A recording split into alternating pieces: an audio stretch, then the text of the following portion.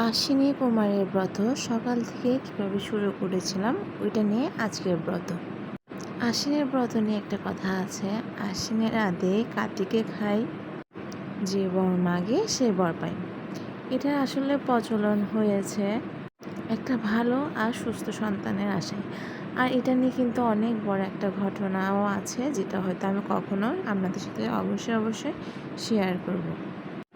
মূলত এটা সন্তানের জন্য করা হয়, সন্তানের সুস্থতা বা কোনো মানত করে এই পুজো করা হয়।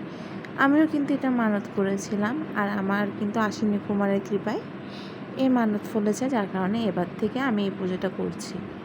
আগে আমার জন্য আমার দিদিমণি রান্না করতো, কিন্তু এবছর আমার ডেক্সিটা আমাকে দিয়ে দেওয়া হয়েছে। আর আমি কিন্তু একটা মানত করেছিলাম, যদি আমার একটা ভালো সুস্থ ছেলে সন্তান হয় তবে আমি তার জন্য আশ্বিনী কুমারের ব্রত পালন করবো। আশ্বিনী কুমার কিন্তু ঠিকভাবেই আশ্বিনী কুমারের কৃপায় আমার সন্তান হয়েছে, তাও আমার ছেলে সন্তান।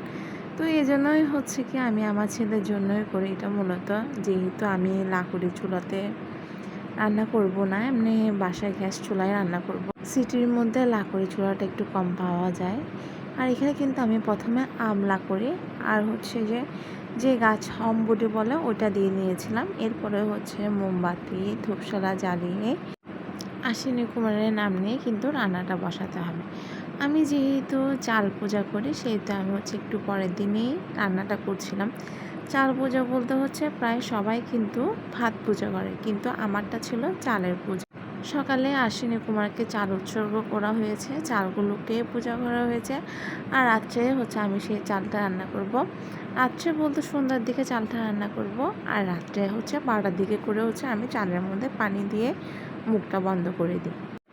বাসায় আমার জন্য যেভাবে পূজাটা নেওয়া হয়েছে, আমি ঠিক সেইভাবে আমার ছেলের জন্য একইভাবে ব্রতটা পালন করছিলাম। যেহেতু পুরোটা দিন উপোস ছিল, তাই একটু কিন্তু দুর্বল লাগতেছিল, কিন্তু ঠিক আছে, ছেলের জন্য একটু কষ্ট তো করতে হবে। এই যে দেখো, রান্না কিন্তু প্রায় হয়ে আসছে।